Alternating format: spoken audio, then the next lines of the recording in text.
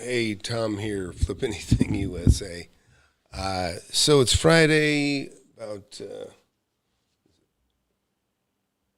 5:50.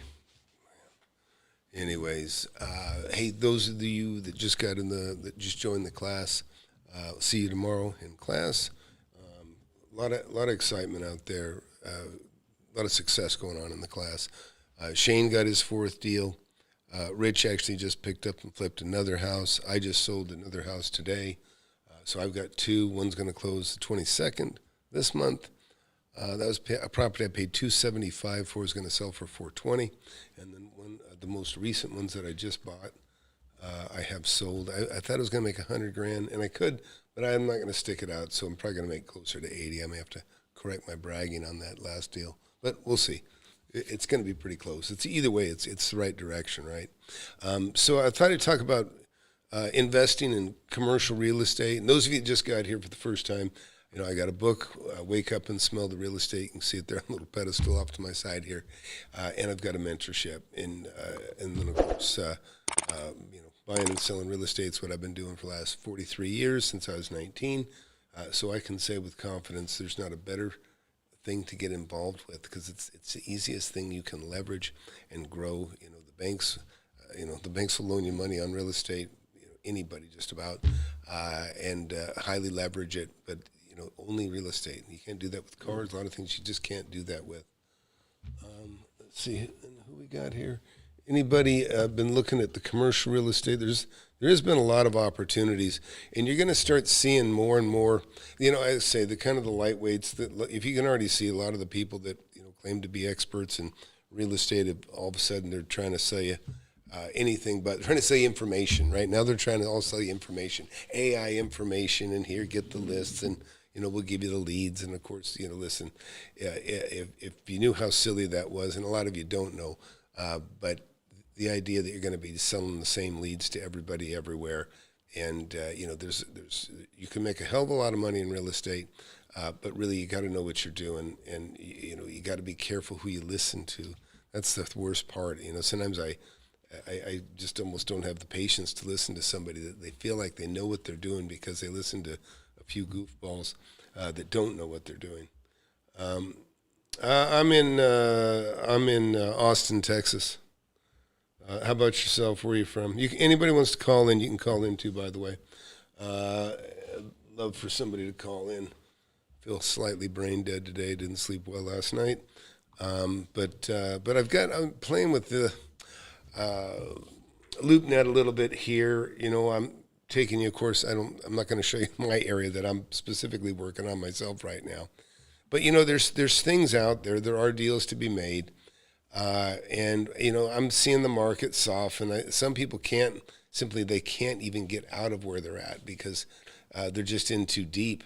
And I'm starting to see a lot of vacancies, and not just in houses. I see definitely a big lag in sales right now on the small houses. That's one of the reasons I kind of cut a little bit of a better deal than I normally would have on one of the properties that I sold this week. But let's take a look. Well, this is $100 a foot. Now, I kind of like, I'd have to see what the numbers are, but this actually doesn't look too bad. This is about $100 a foot for, he says, Houston Direct Auto. Okay. So that's pretty much, and Karina Franco has this deal. So let's take a look at this property. 88,000 square feet. That's a hell of a nice property. It's got nice, at least this portion of it has very tall ceilings. Yeah, this looks pretty good, actually. How many parking? You always want to look for your parking, right? You got for industrial. Well, I don't even know if I'd call this industrial. This looks like it's all about auto. Is this a collision? Or no, it's just Houston Auto. So prime commercial sprawling. Is it filled? Good looking. I'm not familiar with this company, but looks fully insulated. Plenty of parking. One of the things you always want to do is you want to check out what the parking ratio is. Oh my God, we're all over the place on this thing. The assessment, okay, I guess they're showing it. Improvements and land together.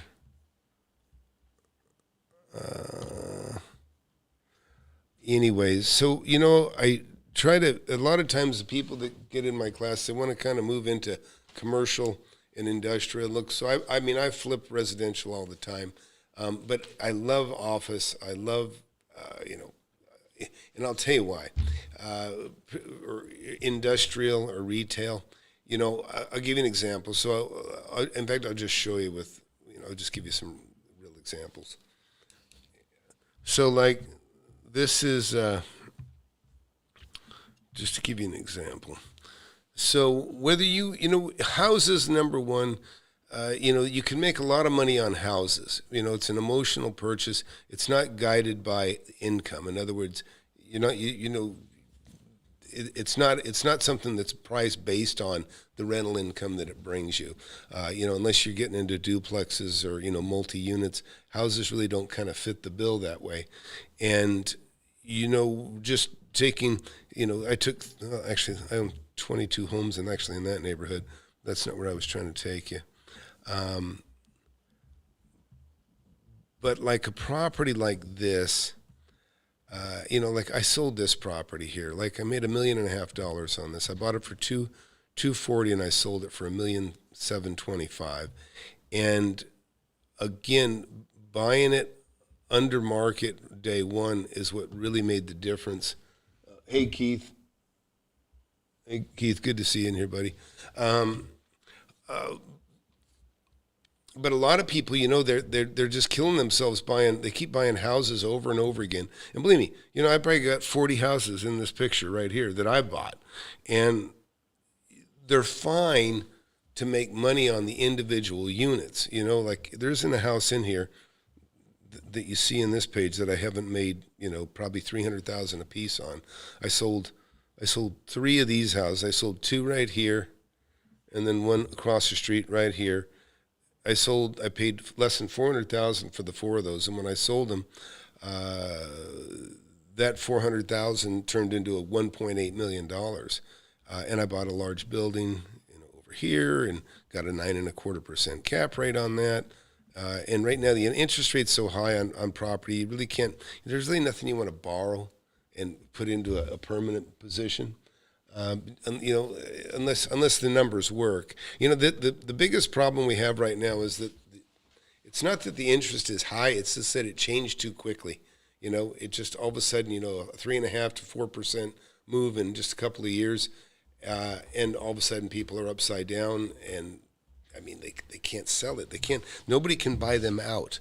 In other words, the money it takes to buy out an existing asset, to even close to what the previous owner paid for it or what it was valuated at maybe 2 years ago, they can't even touch it. They can't. This is the problem with like Ben Mala has, right?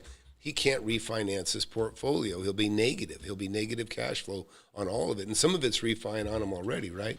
That's why he's been complaining like he has been, which I totally understand. He got caught in it. Justin wrote, "Hey Tom, love the book. I use the tactics from the book for my real estate deals. I do have a question. Which real estate asset class do you recommend strictly for cash flow? High cash on cash?" Easiest is land and houses, to be honest. Listen, when you're driving down the road, every time you see a car, it's heading to a carport or a garage, an apartment or a house somewhere. And so that's what there's the most of. Like you take a look at this picture behind me.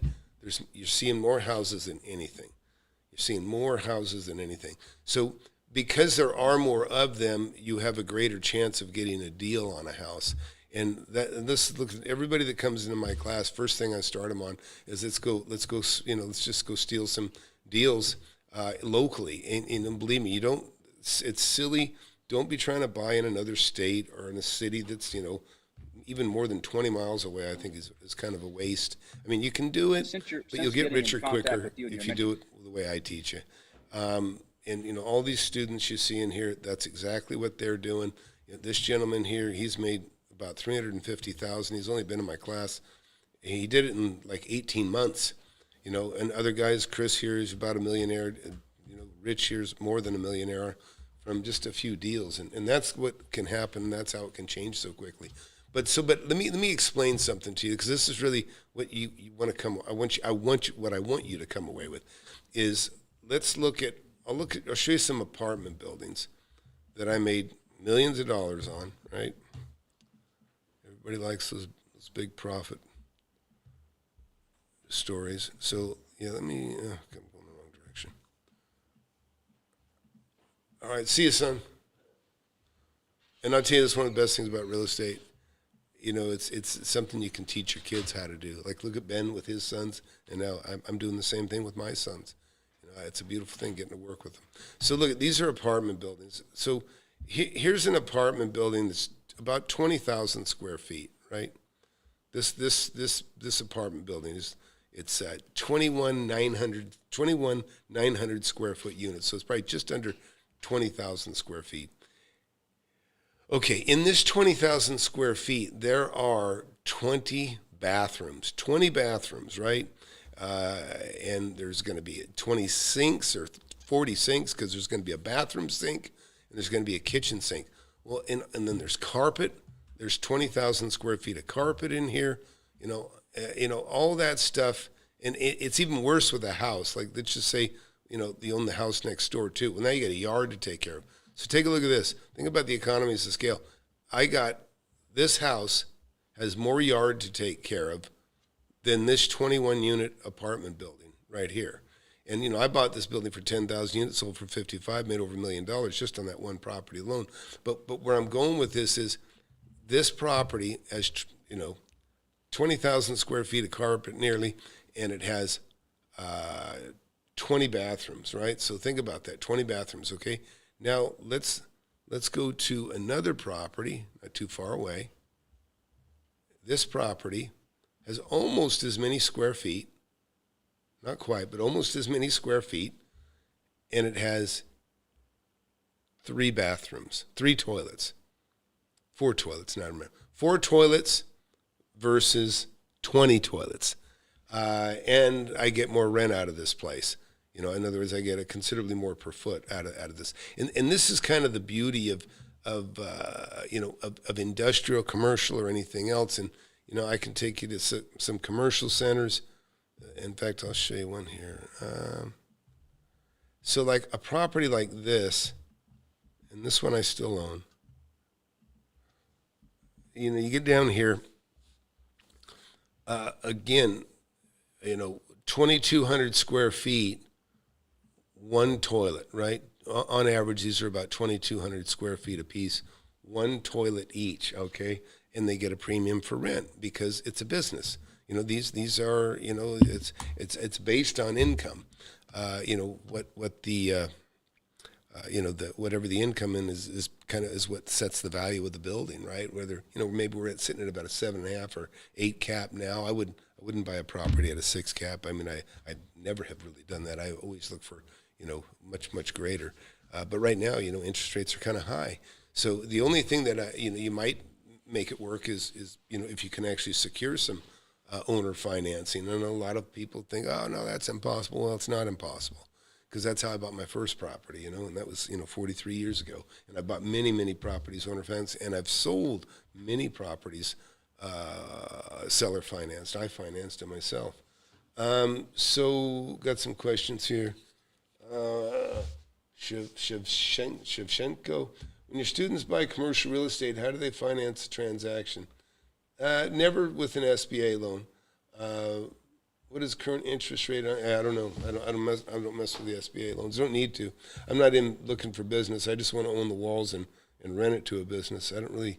You can find some opportunities where SBA will finance some of that stuff for your buying the building and the business together.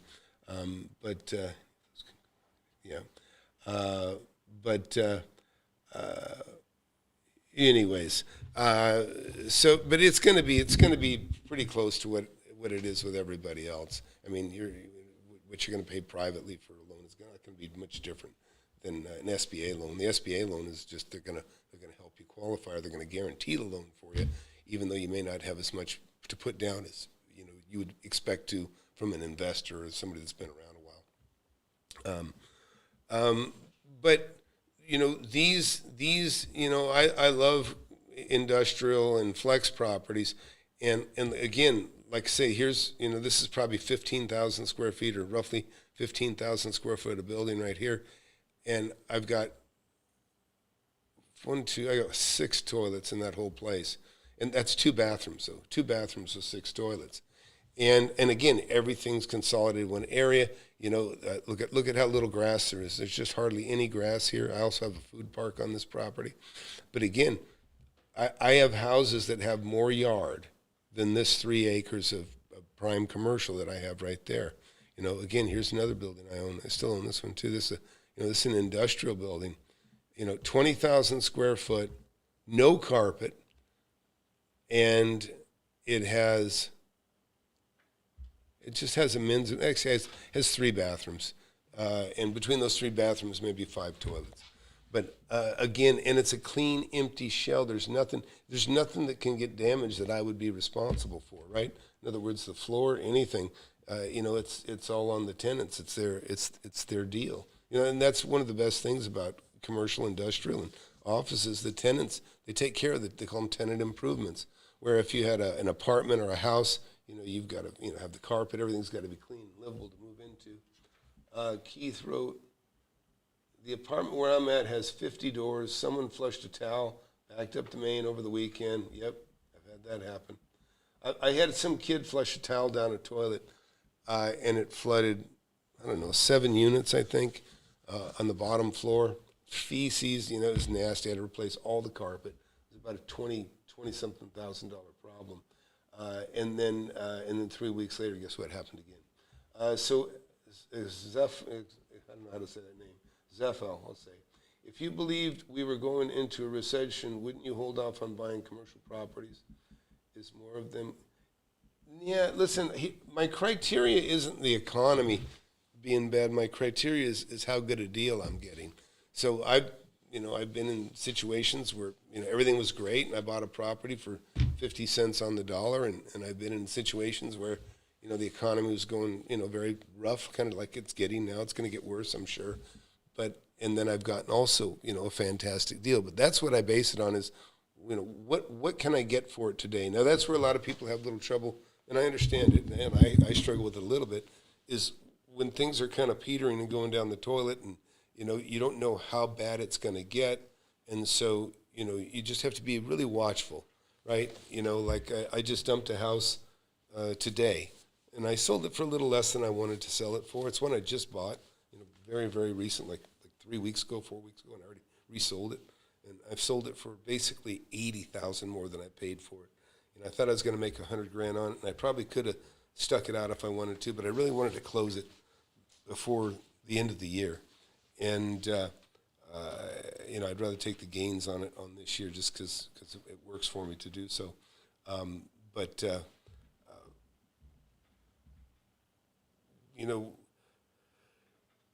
have a thing I tell all my students, and you can't get hurt taking a profit. You can really get hurt holding out. Like if you've ever bought a stock and then it jumped up considerably.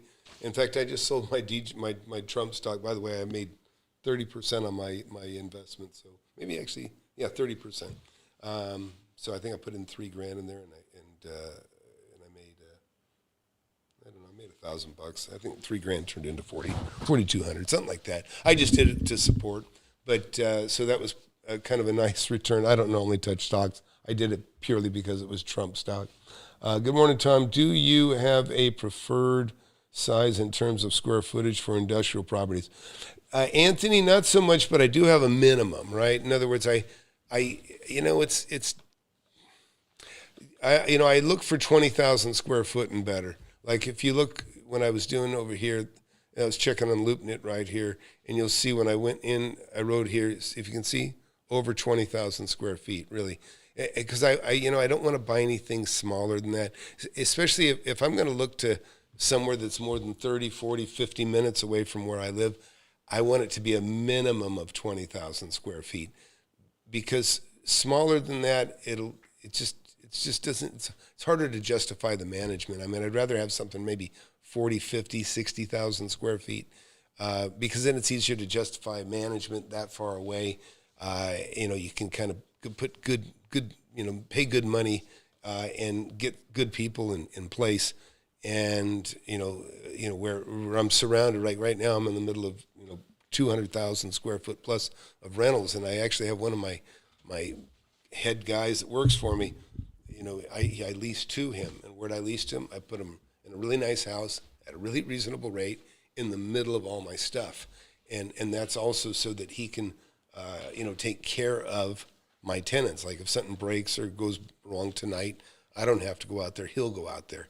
And then I got an arrangement. I pay him well and pay him extra, when it's on the weekends and that sort of thing. So, it's just, it's worth it to me not to be bothered, and that's good. What's really a great place to be is when you have enough money, you have enough rentals, and you kind of did things right. You can kind of be generous, and you can kind of make your life easier by making other people's better. That actually, when they have an opportunity to work, they make really good money, and so that's definitely what you want to do. So Zeffel wrote, definitely understand locking in profits. Do you have a favorite place to park cash when you might be using it soon, CD? Yeah, in all honesty, Zeffel, I spend all my money. I invest. I'm always investing, but don't get me wrong. So I like having assets paid off, and I have a lot, a huge portion of my portfolio is paid off. But it doesn't mean that I might not pull, $6-7 million out of my portfolio, borrowed money. Now, it felt better, sucking money out of a line of credit at 4% interest than it does at like 8 or whatever I'm at right now. But do I still have lines of credit set up that I can pull out money and pay 8% interest on? Yes, I do.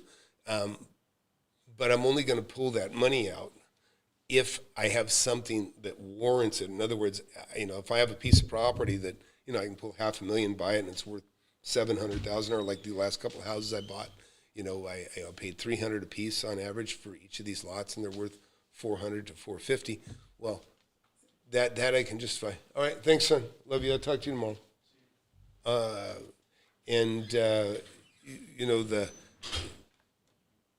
So in other words, I just want. Oh, by the way, somebody can call in if you want. I just realized I still have this open. I should probably put a phone number up so you guys can see that. Yeah, if anybody wants to call in, there is the live call number up there at the top, and I'll certainly talk to you about anything you got. And sometimes it makes it more interesting for everybody watching too, if we do have a phone conversation. So yeah, so somebody, I don't care if you're brand new or if you've been investing for 40 years, love to hear from you and talk about it. You're confident you can find deals anywhere. I plan to relocate to Las Vegas. If you're familiar with, it doesn't even matter. Yeah, I was born on the West Coast, Justin. I made my first million out in the shitty desert of Lancaster, California. And yeah, it doesn't matter. I know. And listen, I have students in every state in the USA now, and all my students, I guess I can't say every one of them have made money, but I have a very high percentile of success out of my class. And, I don't want to bore everybody that's seen it before, but all these guys you see right here, they're all over the place. This, I got not he's in Nevada. This gentleman's in Nevada. He's made $1 million. California, Texas, Colorado, I think Nashville, Washington, New York here. It's all over the place.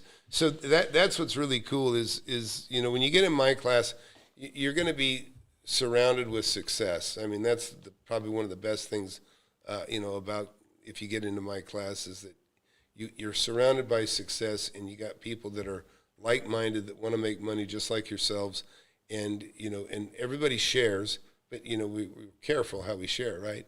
And when you get into my class, you'll see, like I say, all these meetings. These are just the weekly meetings that I've had. There's over 500 hours of just awesome lessons in here, and people making money, and people making $1 million on a single deal. Many of them.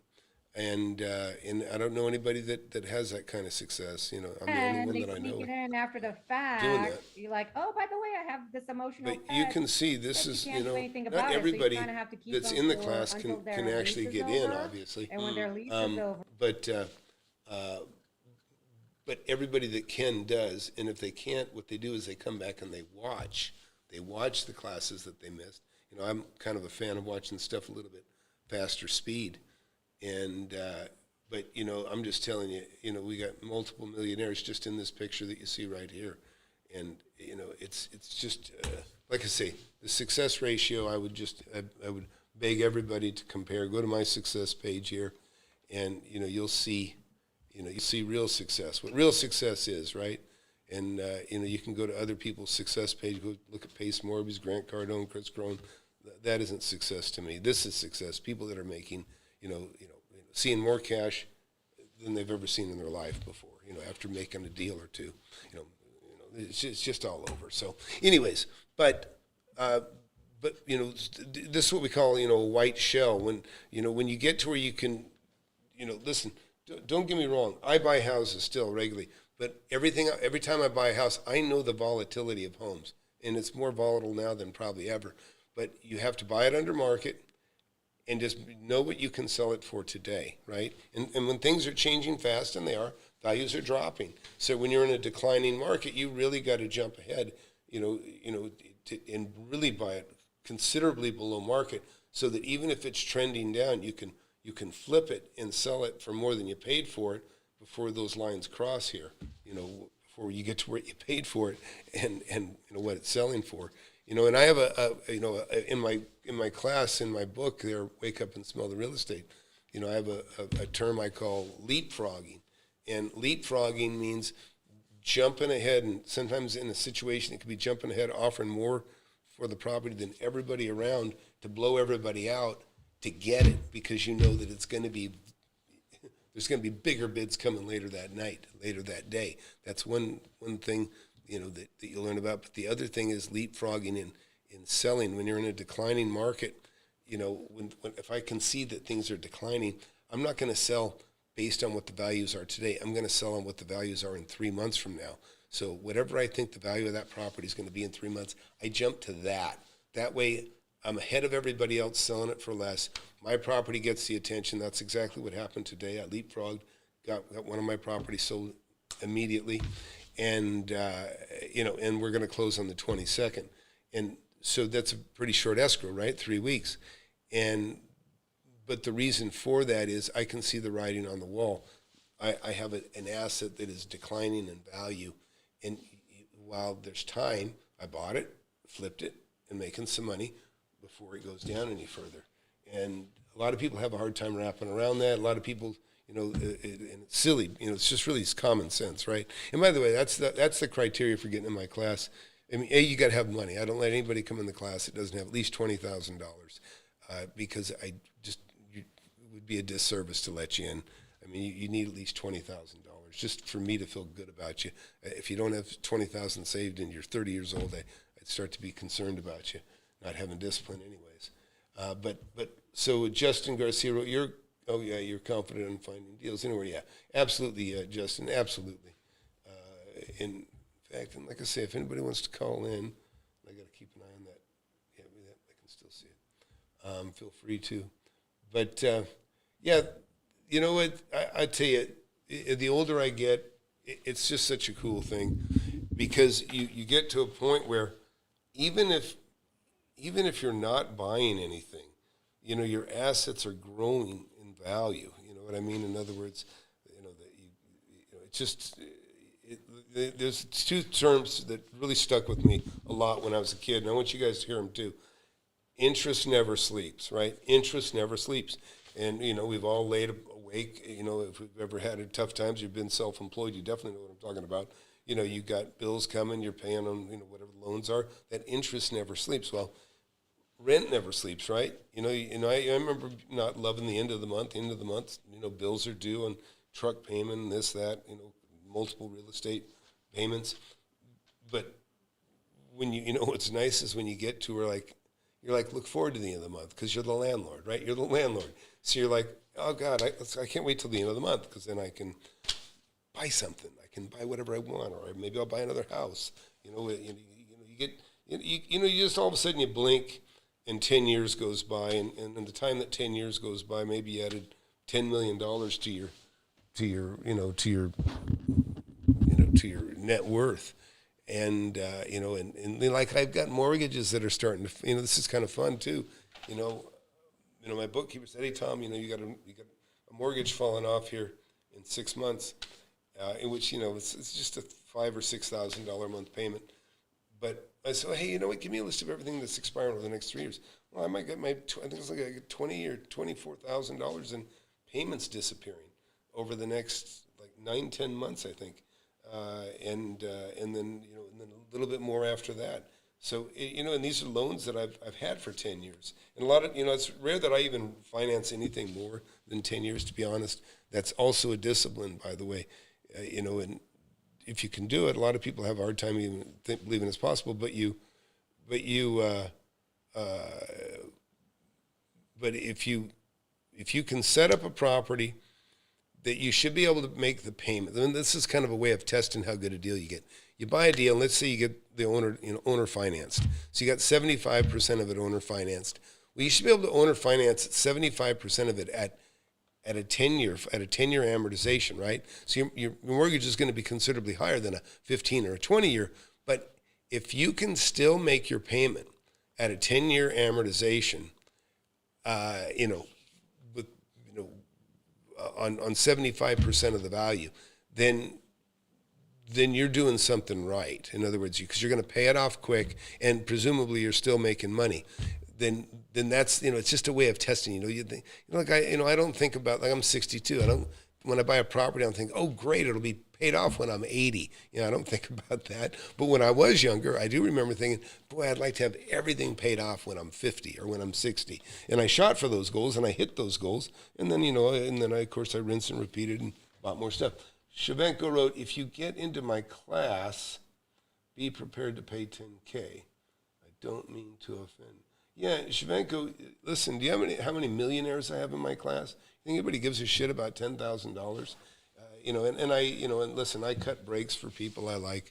If I told you 10 grand, I must not have liked you, to be honest. But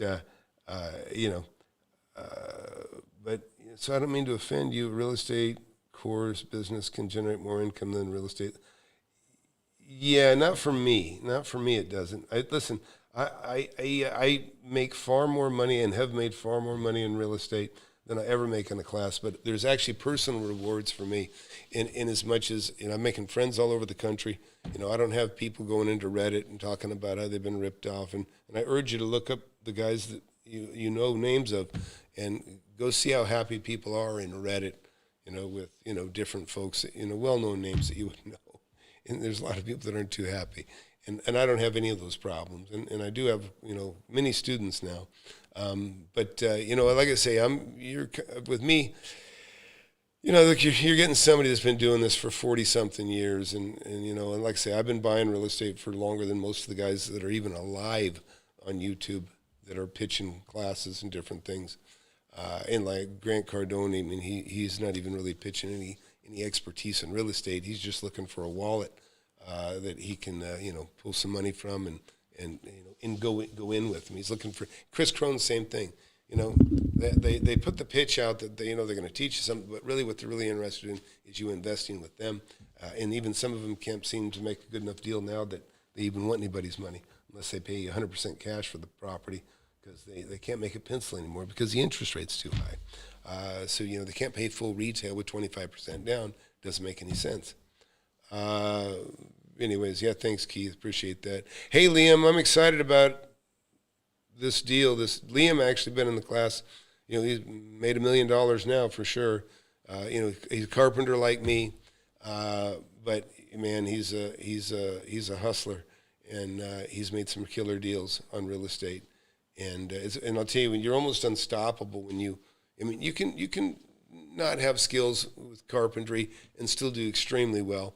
But when you do have that expertise or that ability to build and do things, it is it's super handy because it opens you up. It allows you to do a little bit more. You can take on some jobs that some people really shouldn't take on. You gotta, if you understand, construction costs and time, and how you can judge labor and all that sort of thing. It really is handy for expanding your portfolio. You can take on projects that need work because you know how to do the work, or at least at a minimum you know who to hire. And that's why I tell you, I used to go back to Taiwan, and I'd go to Taiwan and China. I had a company, that I started. I started actually with real estate profits, and I would go back and I would see how certain things are manufactured, and I would learn these different processes for manufacturing, sintering, and different things, and I'd realize, I didn't have to know how to do it. I just need to know who could do it, and I'd like to know how they could do it, and and how it would save money as opposed to machining, molds and different things. Yeah, that's great, Liam. Glad to hear things are rolling nicely. But yeah, you're right, Keith. You got to be careful where you put your money. Easy to do, hard to undo. I love that when somebody quotes me. Yeah, that's what I say all the time. Easy to do, hard to undo. And like I say, and the other thing is you can't get hurt taking a profit. And then that's why I say, you flip a property and maybe you expect to make 100, and you make 80, or you make 70 or 60 or whatever. It's better than holding out and then all of a sudden getting upside down and making nothing.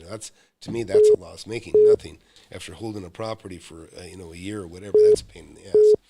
Or even if it's for a month, you shouldn't be going through the exercise. You're here to make money.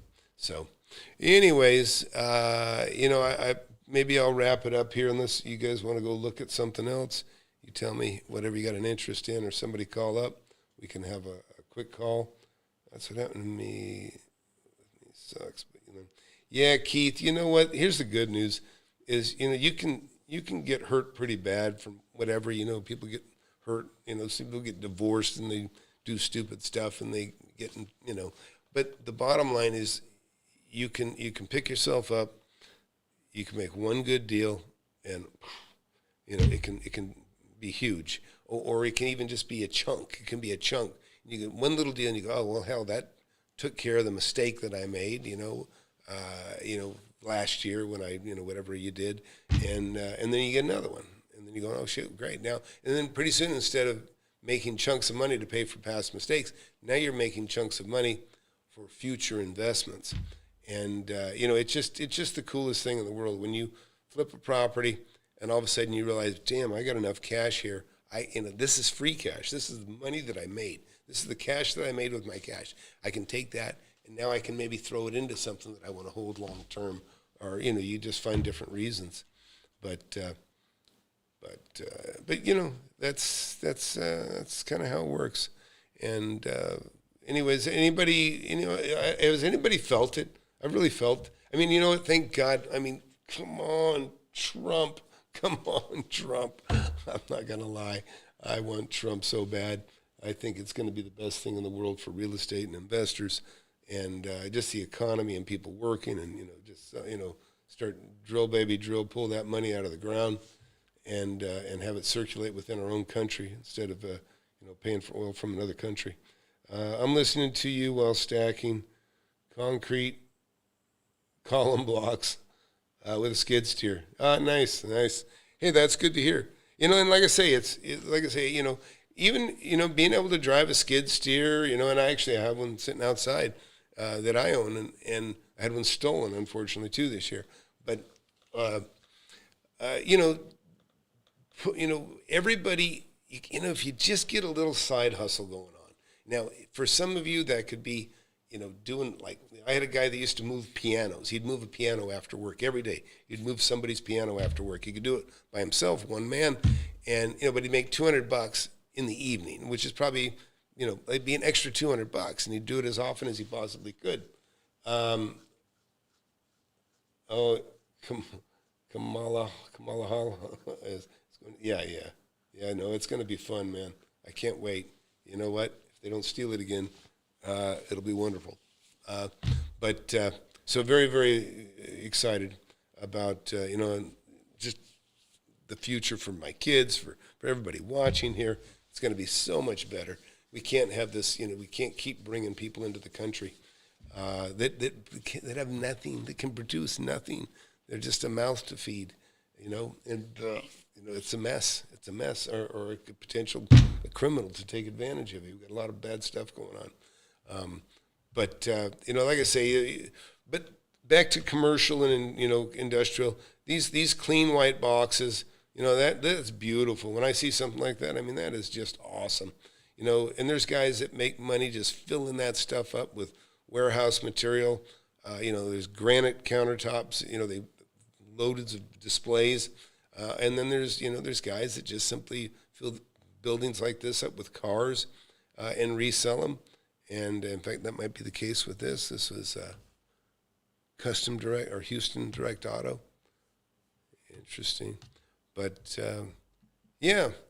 So, anyways, I guess I'll call it quits there unless somebody wants to call in. I'm going to call it, but there's the number at the top there. And, it's always fun to talk about somebody else's problem or somebody else's ideas. There's a lot of that here in L.A., Tom. They're messing up the economy. Oh, yeah, California's the worst. Can you imagine it's illegal? It's illegal to ask for an ID of a voter, of a no voter ID. I mean, you talk about the most filthy, stinky, corrupt system. That would be it right there. Anybody can vote, and they're pushing for, they're sending mail-in ballots to illegal voters, anyways. It's just really horrible when you got people in the the elected officials that are just so self-centered and self-serving. They don't care about the country. I mean, I'm talking about they don't care that they're turning a blind eye to bringing killers into the country, killers that are literally killing their voters, killing the people that killing the people that live in the country. They can actually, justify that in their mind, bringing in, people that are just, criminals from other countries, and they don't care. It might be a vote. He really sells open information on the internet. You buy his course for $10K, and then he asks you to buy his programs. Who's that? Oh, I once wanted to buy Pace Morby's course on the internet. You will only find good reviews of his courses for $10K. But now that's not true. Yeah, you see some people on Reddit too.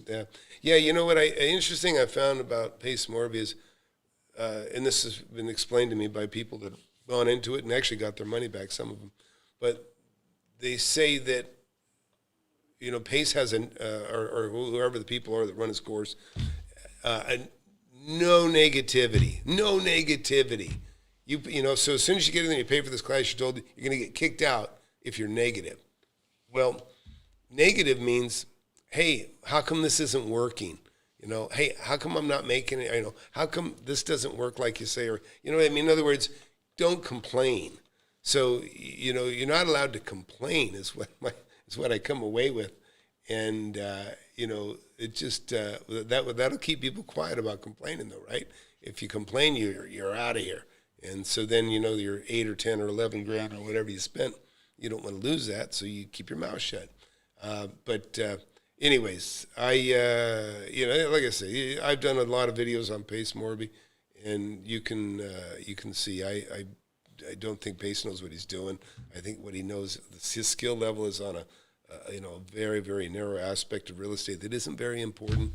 Sub 2, it just doesn't happen very often, and rarely is there a profit. In fact, I have a video coming out on him here, listen to me talk to a seller, and, it's just a shit deal he's talking to. It ain't going nowhere, and, he's, oh, yeah, and it's like, there's nothing to even, oh, yeah, about. There's nothing here. There's nothing here. And that's what I say, he ought to get an award for making so much out of so very little. That really, because he's done that big time. But I don't know.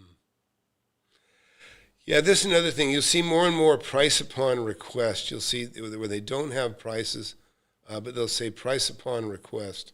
This one got my eye. 23,000 square feet. Yeah, well, that's crazy. 335,000. Look at this. $335 a foot for a warehouse. Now, 18-foot ceiling height. That's tall ceiling. That's from with warehouse, as you get taller, it's as if your floor is expanding, right? Because if you can, if you went from a 10-foot warehouse to a 20-foot, and you can put twice as much material in the same footprint, it can be a big deal. So, but I don't know. I was looking at I love industrial parks, right? I would like an industrial park. In other words, I would like, and I have a lot of industrial property already, but I'd like to have like 120,000 square foot. In fact, 10th grade dropout, if you're watching, Randall call. But 10th grade dropout, actually, he's a Texan, and he actually has a very nice portfolio of industrial properties. Always enjoy hearing from him. Well, I know. So here's the deal on the price upon request. So look, I fight property tax values, assessors all the time. In fact, I'll be in arbitration on 3 deals here probably in, I don't know, maybe a month. Because they're mostly wrong. Just don't be afraid to fight your taxes.